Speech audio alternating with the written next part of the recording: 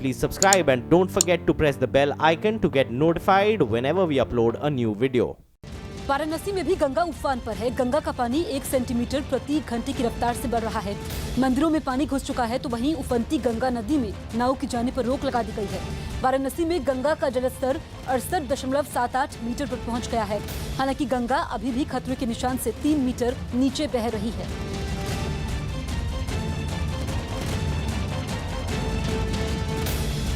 गंगा जी का पानी बढ़ने से तो बहुत ही परेशानी हो रहा है। जो सुबह हटा के हम लोग जाते हैं तो शाम को हटाने की चिंता रहती है। गंगा आरती का प्लेस जो अस्थाई रहता है तो वो कहीं 4 सीढ़ी ऊपर तो कहीं 8 सीढ़ी ऊपर, यही प्रक्रियाओं में छत पे भी होना आरंभ हो जाएगा। अभी तो सीढ़ी पे ही लगभग चल रहे हैं आज तक। गंगा किनारे तो गंगा जो है बढ़ रही हैं और जितना गंगा किनारे के जो रास्ता था सब जो है बंद हो गया है। मंदिर जो है गंगा जी में डूबा हुआ है सब जल स्तर में। और गंगा आरती भी जो है ऊपर कल हुआ छत पर टाइवर पर। और जो है यात्री जो है मज़े का जो भीड़ हो जा रहा है उनको अब सुविधा हो रही है। और गंगा आरती यही ऊपर हो रहा है, पानी का बढ़ाव चल ही रहा है। नाव तो चलता रहा, ऊपर ही पानी तो चलता रहा नाव। बाकी ये काला कानून है, प्रशासन का जिद है, नाव चलने ही नहीं दे रहा है तो क्या करेंगे हम लोग। दिल्ली के पास गाजियाबाद में रहने वाले लोगों के लिए अच्छी खबर है। जीडीए यानी गाजियाबाद डेवलपमेंट अथॉरिटी ने दिल्ली मेट्रो की ब्लू लाइन के तीसरे फेज को मंजूरी दे दी है। जानकारी के मुताबिक जीडीए ने ब्लू लाइन मेट्रो के तीसरे फेज के तहत वैशाली से मोहन नगर के बीच मेट्रो लाइन के विस्तार को मंजूरी दे दी है। दिल्ली से गाजियाबाद को जोड़ने वाली ब्लू लाइन मेट्रो के 2 स्टेशन कौशाम्बी और वैशाली गाजियाबाद में आते हैं और अब वैशाली से आगे मोहन नगर तक पहुंचने वाला मेट्रो का रूट 5.5 किलोमीटर लंबा होगा। इस रूट पर प्रहलादगढ़ी, वसुंधरा सेक्टर 4, साहिबाबाद और मोहन नगर समेत कुल 4 स्टेशन होंगे। और डीएमआरसी यानी दिल्ली मेट्रो रेल कॉर्पोरेशन के मुताबिक इस रूट को बनाने पर करीब 1900 करोड़ रुपए खर्च होंगे। आईआरसीटीसी घोटाला केस में दिल्ली की पटियाला हाउस कोर्ट में आज बिहार की पूर्व मुख्यमंत्री राबड़ी देवी, बिहार के पूर्व उप मुख्यमंत्री तेजस्वी यादव समेत 14 आरोपियों को पेश होना है। पिछली सुनवाई में कोर्ट ने लालू यादव और उनके परिवार के खिलाफ सीबीआई की ओर से दायर चार्जशीट पर 14 लोगों को आरोपी के तौर पर समन जारी कर कोर्ट में पेश होने का निर्देश दिया था। सीबीआई ने अपनी चार्जशीट में आरोप लगाया कि लालू यादव के रेल मंत्री रहने के समय टेंडर निकालने से लेकर सुडाता ग्रुप को रेलवे का होटल दिलाने में गड़बड़ी पाई गई। आरजेडी विधायक कुंती देवी के घर से हथियार बरामद हुआ।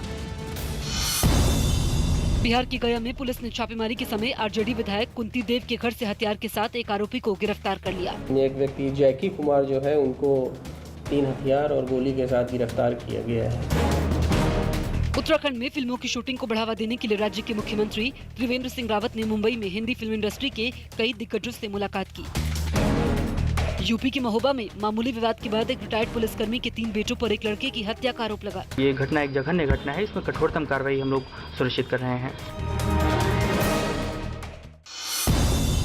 यूपी के कुशीनगर में एक दारोगा पर धमकी देने के आरोपों के बाद पुलिस ने कार्रवाई का भरोसा दिया। मध्य प्रदेश के इंदौर में एक पटवारी के घर समेत 6 ठिकानों पर लोकायुक्त के छापे में करोड़ों रुपए की संपत्ति का पता चला। यूपी की शामली में एक लड़की ने अपने एक रिश्तेदार पर शादी का झांसा देकर रेप करने का आरोप लगाया। हम अपने थानेदार को जांच करने के लिए आदेश किए हैं, जो भी फैक्ट्स आएंगे उसका बिहार की खगड़िया में तालाब में डूबने से एक बच्चे की मौत हो गई। महाराष्ट्र के ठाणे में पुलिस ने गुटखा गोदाम पर छापा मारकर भारी मात्रा में गुटखा बरामद कर लिया। बिहार की मोतिहारी में तालाब में डूबने से 3 बच्चों की मौत हो गई, जबकि गांव वालों ने 2 बच्चों को बचा लिया। पश्चिम बंगाल के जलपाईगुड़ी में भारतीय एथलीट स्वप्ना बर्मन की मां अपने घर के अहाते में बने काली मंदिर के दरवाजे पर लेट गई। एशियन गेम्स के हेप्टाथलॉन इवेंट में स्वप्ना बर्मन के गोल्ड मेडल जीतने पर उनके परिवार की खुशी का ठिकाना नहीं रहा। लेकिन बेटी के गोल्ड मेडल जीतते ही स्वप्ना की मां अपनी भावनाओं को काबू में नहीं रख पाई। बेटी की इस ऐतिहासिक उपलब्धि पर खुशी से झूमते परिवार के बीच से उठकर वो सीधे अपने घर में बने काली मंदिर में पहुंची और काली की मूर्ति के सामने लेट गई। बेटी की कामयाबी पर भावुक हुई मां का ये वीडियो पूर्व क्रिकेटर वीरेंद्र सहवाग ने ट्विटर पर शेयर किया, जो सोशल मीडिया में वायरल हो गया। स्वप्ना बर्मन ने चोट के बावजूद हेप्टाथलॉन इवेंट में गोल्ड मेडल जीता। न्यूज 18 से बात करते हुए स्वप्ना ने अपनी जीत पर खुशी जताई। प्राउड मूवमेंट है मेरे लिए भी, क्योंकि इंडिया के लिए मैंने गोल्ड जीती हूँ फर्स्ट टाइम एशियन गेम्स में। वीरेंद्र सहवाग ने दोनों पैरों में 6 उंगलियां होने और गरीबी के बावजूद स्वप्ना बर्मन के हार नहीं मानने के जज्बे की जमकर तारीफ की और खुद को उनका बड़ा फैन बताया। छत्तीसगढ़ के बीजापुर में 2 अलग-अलग इलाकों में पुलिस और नक्सलियों के बीच मुठभेड़ हुई। मुठभेड़ के समय जवानों ने नक्सलियों के ट्रेनिंग कैंप को ध्वस्त कर दिया। मुठभेड़ में किसी नक्सली के मारे जाने की खबर नहीं है। सूचना के आधार पर एसटीएफ और डीआरजी के करीब 200 जवान गंगलूर थाना क्षेत्र के पेदापाल के जंगलों की तरफ रवाना हुए थे। पेदापाल के करीब पहाड़ में जवानों और नक्सलियों के बीच मुठभेड़ हुई, जिसके बाद जवानों को हावी होता देख नक्सली घटनास्थल से भाग खड़े हुए। हरियाणा के यमुनानगर में एक महिला अपने ससुराल पहुंचकर तोड़फोड़ करने लगी। अंजू नाम की इस महिला ने ससुराल वालों पर अपने बच्चों से नहीं मिलने देने का आरोप लगाया और इस बात से खफा होकर उसने अपने ससुराल में जमकर हंगामा किया। बताया जा रहा है कि अंजू अपने बच्चों से मिलने ससुराल पहुंची, लेकिन आरोप है कि उसके ससुराल वालों ने दरवाजा नहीं खोला तो उसने सबसे पहले मकान के मेन गेट पर पत्थर दे मारा। इतने पर भी जब उसके ससुराल वालों ने गेट नहीं खोला तो अंजू गेट फांदकर घर में दाखिल हुई। इसके बाद उसने ईंट और डंडे की मदद से मकान की खिड़कियों पर लगे शीशों को बारी बारी से तोड़ना शुरू कर दिया।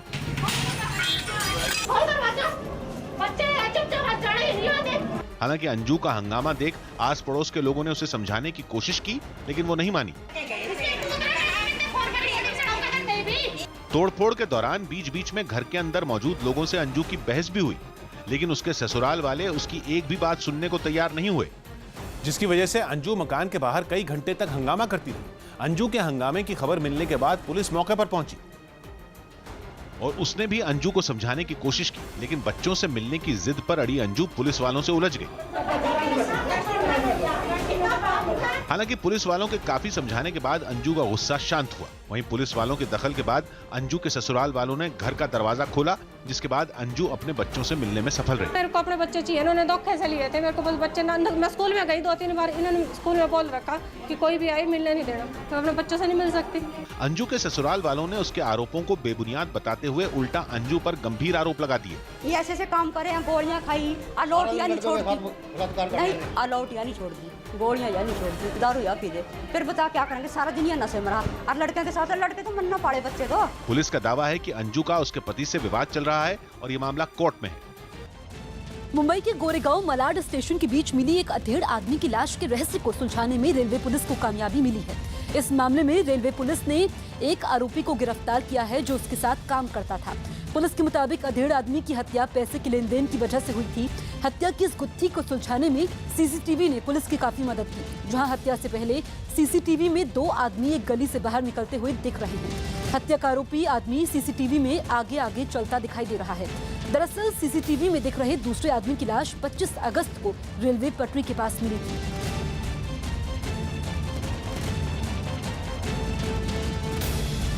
हिमाचल के पूर्व सीएम वीरभद्र सिंह को अस्पताल में भर्ती करवाया गया। हिमाचल प्रदेश के पूर्व मुख्यमंत्री वीरभद्र सिंह की तबीयत बिगड़ने के बाद उन्हें अस्पताल में भर्ती करवाया गया। बिहार के भागलपुर में बाइक पर आए बदमाशों ने एक दुकानदार पर बम से हमला किया, जिससे उसकी मौत हो गई। मध्य प्रदेश के बड़वानी में पुलिस ने हथियारों की तस्करी के आरोप में एक महिला को गिरफ्तार कर लिया। यूपी के बदायूं में पड़ोसियों पर एक महिला की पिटाई का आरोप लगा, जिससे उसकी मौत हो गई। मध्य प्रदेश के शिवपुरी में नदी में नहाने गए 7 लोगों में 2 लोगों की मौत हो गई, जबकि 5 लोगों को सुरक्षित बचा लिया गया। यूपी के बलिया में लैपटॉप चोरी के इल्जाम में पुलिस ने एक आरोपी को गिरफ्तार कर लिया। केंद्रीय मंत्री राज्यवर्धन सिंह राठौड़ ने ट्वीट कर एशियन गेम्स में 1500 मीटर दौड़ में गोल्ड मेडल जीतने वाली एथलीट जिनस जॉनसन को बधाई दी। एशियन गेम्स में सर्वश्रेष्ठ प्रदर्शन करते हुए भारत ने अब तक 13 गोल्ड मेडल समेत 59 मेडल जीत लिए। हरियाणा के फरीदाबाद में एक लड़का भरे बाजार में एक लड़की को जबरन खींचकर एक तरफ ले जाने लगा। आरोप है कि लड़का अपने साथियों की मदद से इस लड़की को अगवा करने के इरादे से वहां पहुंचा था और लड़की को खींचकर उसको जबरदस्ती एक बाइक पर बिठाने की कोशिश करने लगा। सीसीटीवी वीडियो में दिखाई दिया कि पहले तो आरोपियों ने लड़की को एक दुकान से बाहर निकाला और उसे अपने साथ ले जाने की कोशिश की। इस दौरान लाल और नीले रंग की टी-शर्ट पहने एक आरोपी और लड़की के बीच बहस भी हुई। उस लड़के के कुछ साथी भी बाइक पर वहां पहुंचे, जिसके बाद लड़की को पकड़ने वाले आरोपी ने उसे बाइक पर बिठाने की कोशिश की, लेकिन लड़की बाइक पर नहीं बैठी। इस बीच वहां भीड़ बढ़ती देख सभी आरोपी लड़की को छोड़कर वहां से भाग निकले। सरे बाजार दोपहर को 2:30 बजे अगर लड़की को किडनैप करने की कोशिश की जाती है तो आप अच्छी तरह समझ सकते हैं कि कैसी पुलिस है और कैसी व्यवस्था है और कैसा प्रशासन है। पुलिस ने आरोपी लड़कों पर कार्रवाई करने के बजाय दोनों पक्षों में समझौता कराकर उनको वापस भेज दिया। दोनों तरफ पेरेंट्स आ गए। पेरेंट्स आने के बाद में उन्होंने एक दूसरे की बात को समझ के लिख के दे दिया कि हम इसके बारे में कोई कार्रवाई नहीं करवाना चाहते। भीड़ भरे इलाके में एक लड़की के अपहरण की कोशिश के बाद वहां सनसनी फैल गई, जबकि कुछ लोगों ने आरोपियों के खिलाफ कार्रवाई नहीं करने पर पुलिस के रवैये पर भी सवाल उठाए।